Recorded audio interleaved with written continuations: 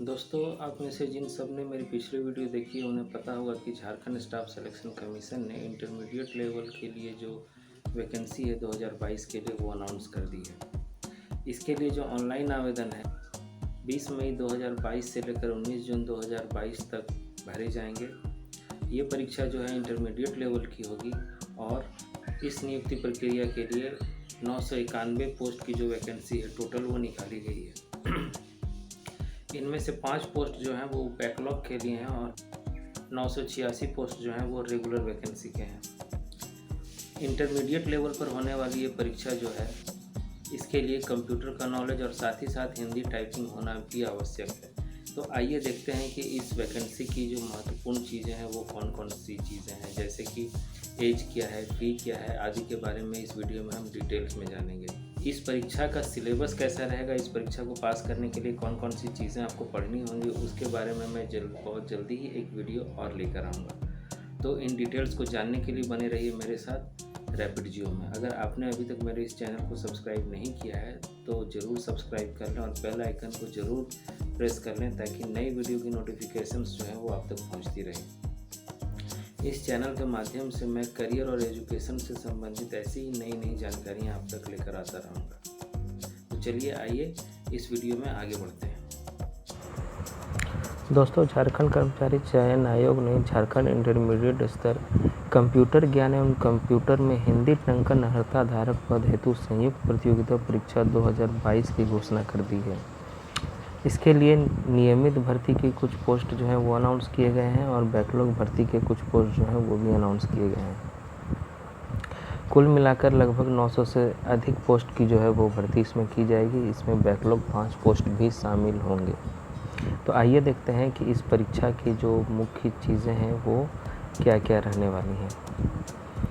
सबसे पहले तो बात जो है कि इस परीक्षा के लिए जो फ़ी है वो क्या होगी।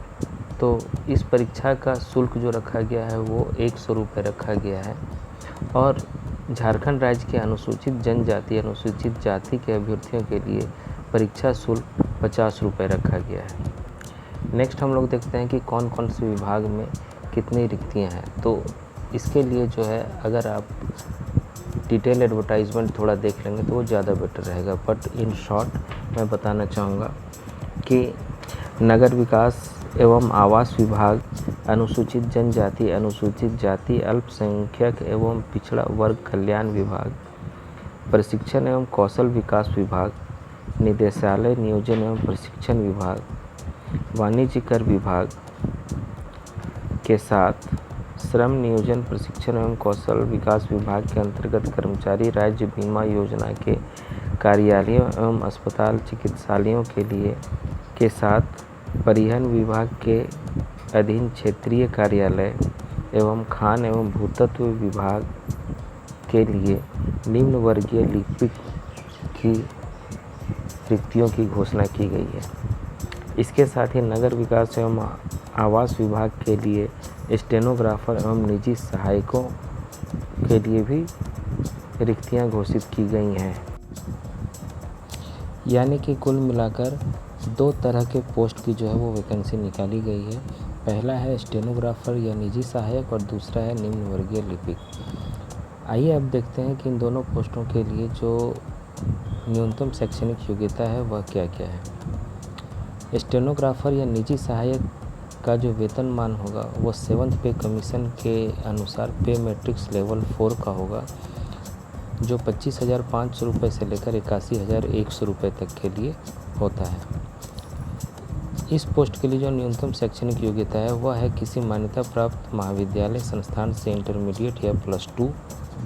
इसके साथ ही टेक्निकल क्वालिफिकेशन है वह है आशु लिपिक, यानी कि शॉर्ट हैंड परीक्षा में सफल होने के लिए कैंडिडेट को हिंदी टाइपिंग में 30 शब्द प्रति मिनट तथा हिंदी शॉर्ट हैंड में 80 शब्द प्रति मिनट की स्पीड होनी चाहिए।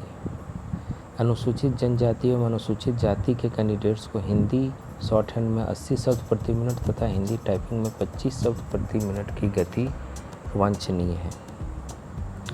नेक्स्ट हम लोग देखते हैं निम्न वर्गीय लिपिक, यानी कि जिसे पहले लोअर डिविजनल क्लर्क कहा जाता था, बाद में उस पोस्ट को री-रेजिग्नेट करके जूनियर सुपरिटेंडेंट कर दिया गया है।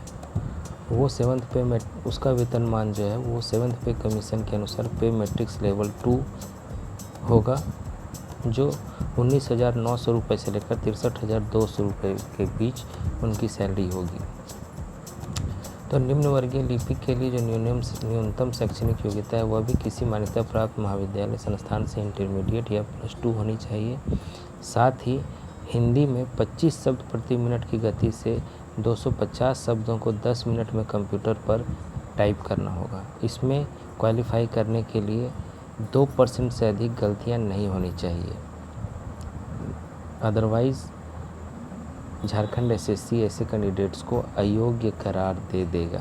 इन दोनों ही पोस्ट्स के लिए न्यूनतम उम्र सीमा कम से कम 18 वर्ष होनी चाहिए और अधिकतम उम्र सीमा जो है वो अलग अलग वर्गों के लिए अलग अलग है, जो आपको स्क्रीन पर भी दिख रहा होगा। अनारक्षित एवं आर्थिक कमज़ोर वर्ग के लिए अधिकतम उम्र सीमा जो है वो 35 वर्ष की रहेगी। अत्यंत पिछड़ा वर्ग अनुसूची 1 और पिछड़ा वर्ग अनुसूची 2 के पुरुष अभ्यर्थियों के लिए अधिकतम उम्र सीमा 37 वर्ष निर्धारित की गई है। महिला अभ्यर्थियों के लिए अधिकतम उम्र सीमा 38 वर्ष निर्धारित की गई है और अनुसूचित जनजाति अनुसूचित जाति के पुरुष एवं महिला दोनों अभ्यर्थियों के लिए अधिकतम उम्र सीमा 40 वर्ष निर्धारित की गई है।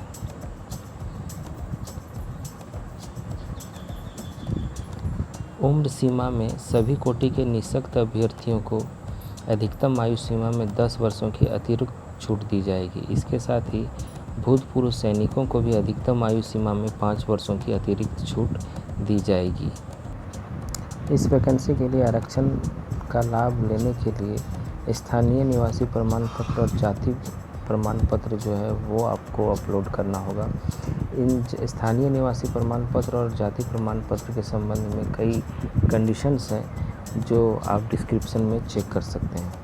नेक्स्ट हम लोग बात करते हैं कि ऑनलाइन आवेदन भरने के लिए कुछ जो इम्पोर्टेंट टिप्स हैं वो। सबसे पहली बात जो है कि जो भी कैंडिडेट है वो अपना नाम की स्पेलिंग वही लिखेंगे जो मैट्रिक या 10th के सर्टिफिकेट या मार्कशीट में प्रिंट है। उससे अलग स्पेलिंग होने से आपका जो एप्लीकेशन है वो रद्द कर दिया जाएगा। साथ ही आवेदन में किसी भी नाम के आगे श्री, मिस्टर, श्रीमान आदि शब्द जो है वो नहीं लगाए जाएंगे। ऑनलाइन आवेदन करने के लिए जो कुछ इम्पोर्टेंट डेट्स हैं वो अब आपके स्क्रीन पर भी दिखाई दे रहे होंगे, साथ ही साथ डिस्क्रिप्शन में भी आपको मिल जाएगा।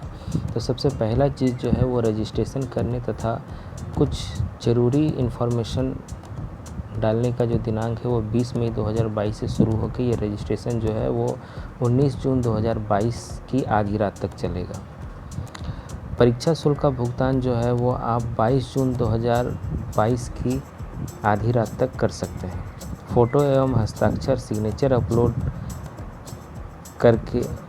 करने के बाद जो एप्लीकेशन है उसका प्रिंट लेने का जो लास्ट डेट है वो 25 जून 2022 तक है और दिनांक 26 जून 2022 से 30 जून 2022 तक जो आपका एप्लीकेशन है अगर उसमें कोई गलती हो गई है तो उसको ठीक करने के लिए ये लिंक जो है वो दोबारा खोला जाएगा, जिससे वैसे कैंडिडेट जिन्होंने कोई गलती अपने एप्लीकेशन को भरती समय कर दी है उसको वो उसमें सुधार सकेंगे।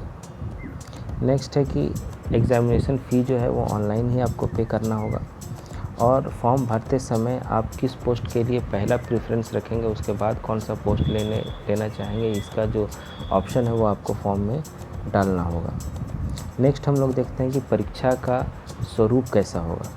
तो झारखंड कर्मचारी आयोग जो परीक्षा लेगा वो OMR शीट पर ली जाएगी। नेक्स्ट हम लोग देखते हैं कि परीक्षा का स्वरूप किस प्रकार का होगा।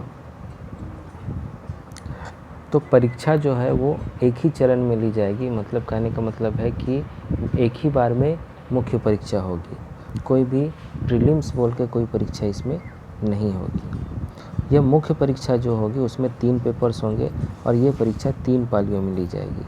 प्रत्येक पत्र के जो परीक्षा की जो टाइमिंग होगी वो 2 घंटे का होगा। आइए देखते हैं कि ये 3 पेपर की डिटेल्स क्या रहेंगी।